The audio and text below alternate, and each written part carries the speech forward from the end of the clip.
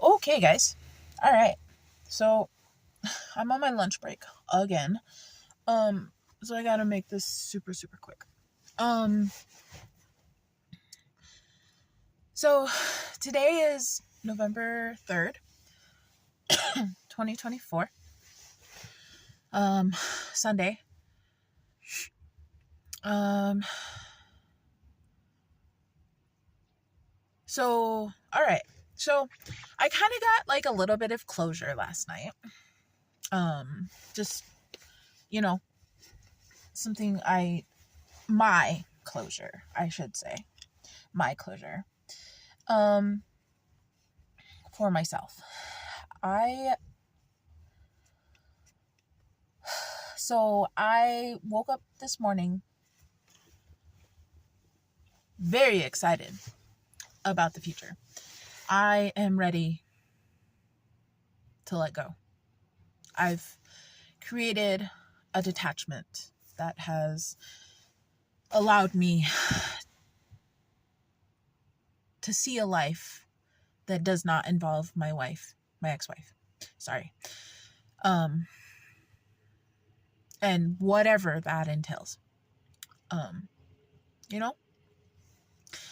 And I'm okay with that. Like I've gotten up every morning in the last 21 days with just this anxiety, being afraid of what the future was going to be like and what that meant for me and all of that, you know? And I can't imagine like 14 days ago, I almost didn't have the strength to even see this day. Like I almost brought myself to the point where like I wasn't going to be here anymore, you know? So I woke up this morning so proud of myself and just in ways that I couldn't see 2 weeks ago. So I am ready. I am ready. I am ready for everything. From this point on, I am ready. I was so scared of this 2 weeks ago, 10 days ago. I was afraid of this, of what it would be like. But it's like this literal weight has left me, you know? And multiple people at work have already was like, what are you doing different, Monta? Like, what are you, like, you seem so different. And you're almost unrecognizable.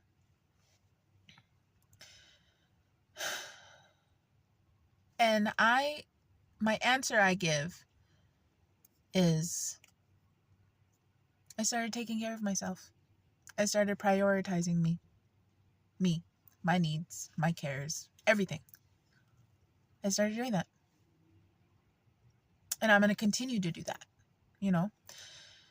And moving forward, so my ex and I kind of went back and forth last night about some things.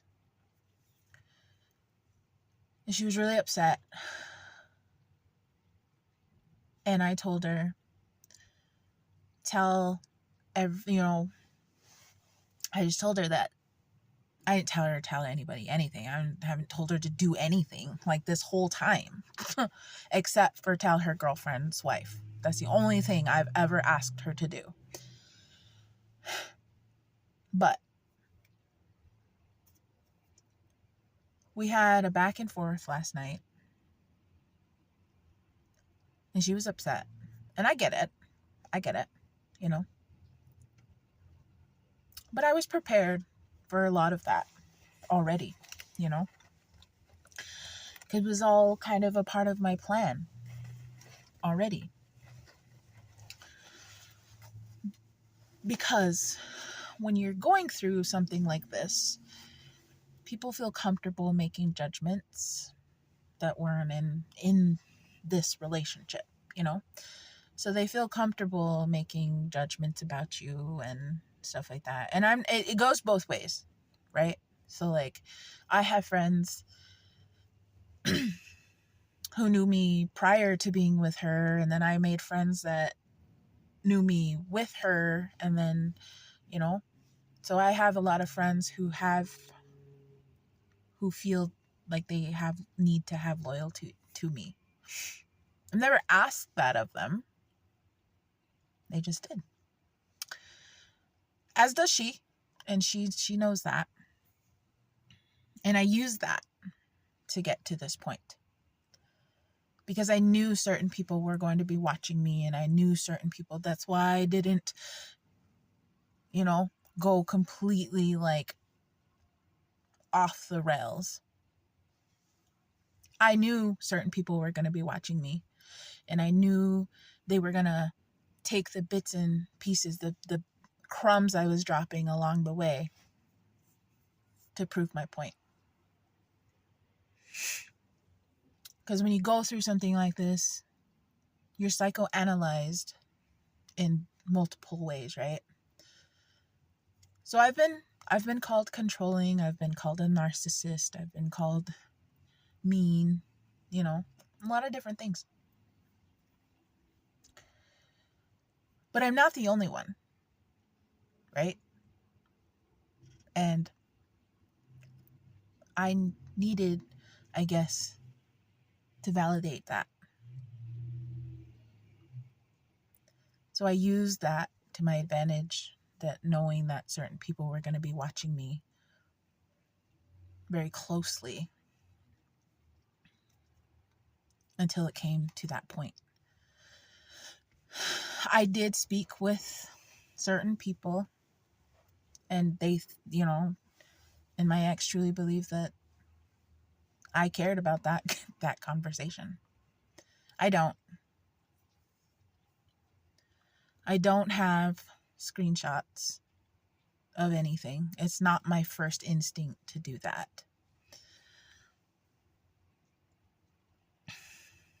Because my first instinct was to have a conversation about it. Because she had, there was a lot of misinformation. So my first instinct is always to have a conversation. It's not to gain evidence and this and that and whatever. The breadcrumbs that I dropped. I've only made one new friend in this whole thing. And it's a friendship I'm going to continue to cultivate because it's a healthy one. It's a healthy one in a lot of ways. I don't have, like all the things that somebody bitter would probably have. I was just trying to prove a point to my ex that she too is this way. So by trying to still police me without policing me, and I'm letting it go now because I've proven that. So I woke up this morning very excited about this next chapter of my life. I had a bonfire last night and I burned a lot of things. A lot of things. And I'm letting go now. I've created this detachment that's allowing me to move on.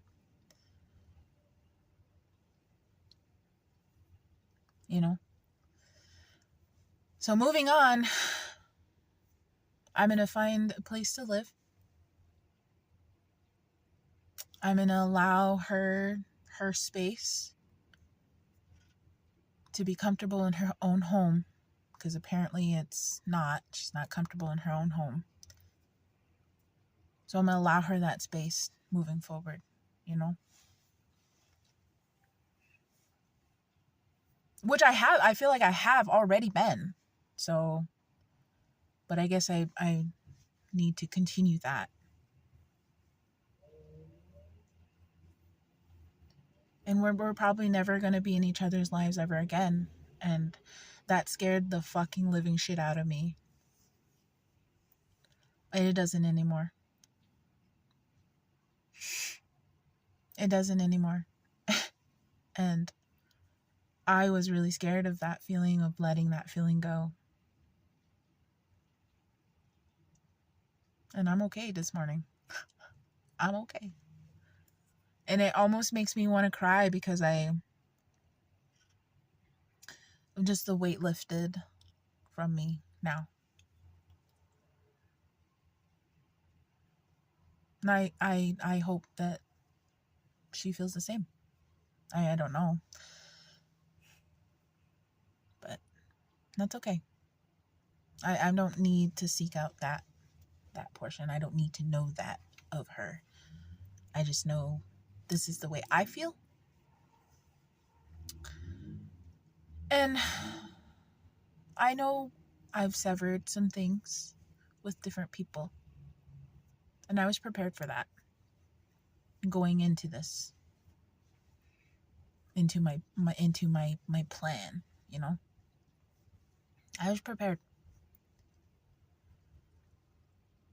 And the harm and the hurt that I caused, it goes both ways. It goes both ways.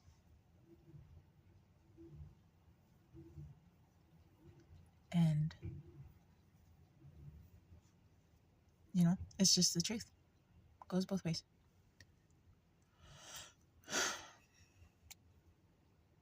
But I am truly excited for the future now, you know? All the things I'm going to get to do now.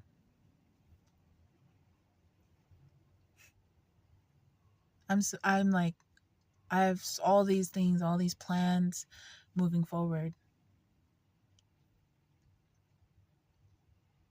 So I hope in a year when I look back on those videos, I remember how I felt during those, and I remember what that was like to have to let go of those things and being afraid of. 'Cause she's already gone, you know. I was holding on to that hope, and I don't have to anymore. I don't have to carry anything else for her anymore.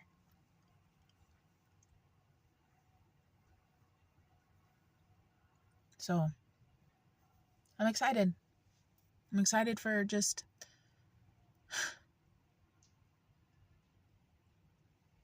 comfort. Comfort in my own skin. Once I get a home, I mean, I don't even need much. I just need somewhere for me and my pupper to hang out when the weather's bad. I plan to take him out hiking with me everywhere I go now. Because not that I didn't get to do that, but it just wasn't something he got to do. And I get to do that now. Because he deserves to do that with me. Enjoy my life with me. Outside of the four walls of our home. That home. I get to do that. And I get to take him with me everywhere I go now. You know? I get to take him with me to all these fire towers I plan to hike to. I get to take him on all these hiking trails, the falls up in, you know, North Minnesota, almost to Canada. I get to take him wherever I go, I get to take him. And I am so happy about that. And if you know how much I love my pupper, like I love him.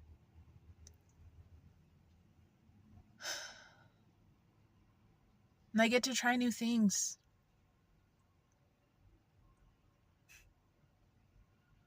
And be excited about it. And I don't have to worry about somebody trying to water me down and not make me as excited, you know? See the negative in everything. And I'm excited about that.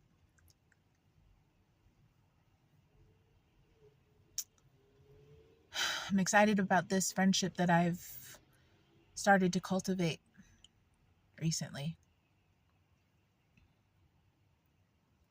She's She's cool. Like, I have no other way of saying it. She's just cool. And another thing that I really value about her is that she doesn't know my ex. Like, she doesn't know me in that relationship. So she gets to see this brand new me.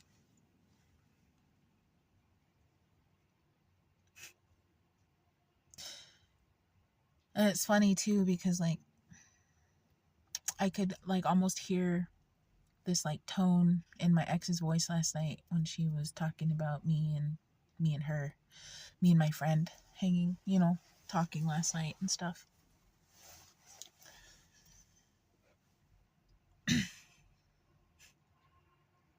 You know what we talked about? We talked about instant mashed potatoes. Those are the types of conversations I have with her. We don't talk about anything you would, I'm sure people assume we talk about. We literally spent a good portion of our conversation last night talking about instant mashed potatoes. She helps me not think about different things. And then when we do get in depth with those conversations, it's not her first instinct to pick a side. She kind of sits with it and she's like, that's a mystery. And then she's like, well, maybe this or maybe that. Like, and it just challenges me to see different things in different angles. And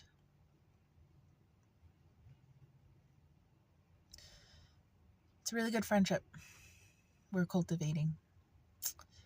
And she's a foodie like me, and she likes to try new food, and she, when we've already planned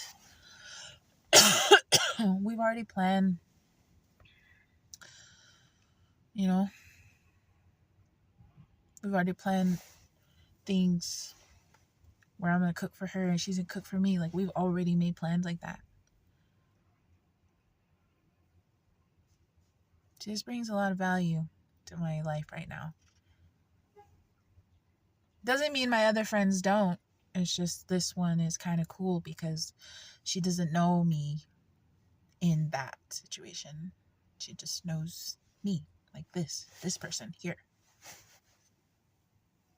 And I'm excited. So excited about so many things. I have so many more things to live for other than that marriage. My young friend and her baby. That baby is so beautiful and so innocent. And I get to see her grow up.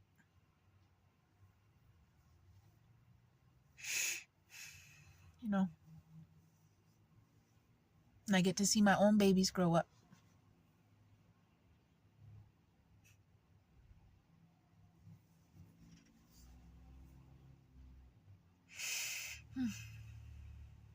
I can breathe today.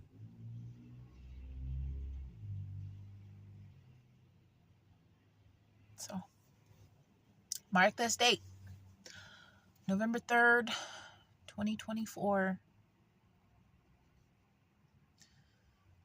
I can see the good things I couldn't see 2 weeks ago. And it doesn't hurt me here anymore. I'm excited for that. Doesn't mean that I still don't, it doesn't mean that I've completely severed those feelings that I've had for 10 years. Doesn't mean that at all.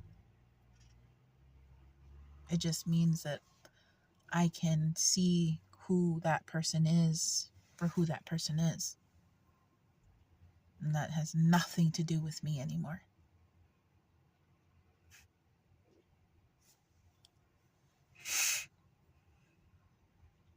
And I'm excited about that.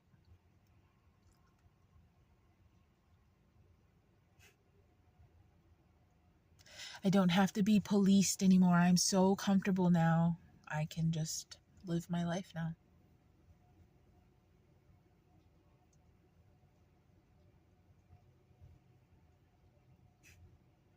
So,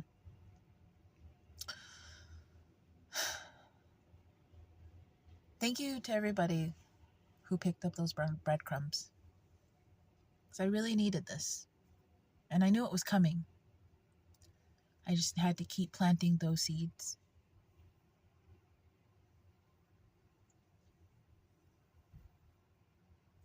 So,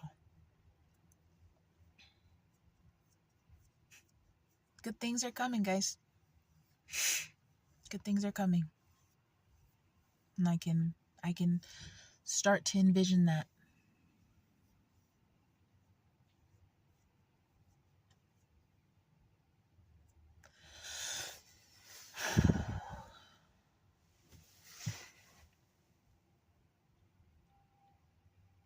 Be kind. Help somebody today. And love yourself.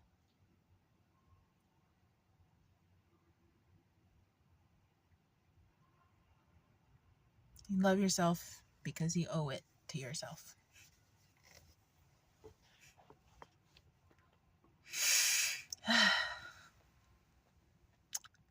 I'm going to be okay.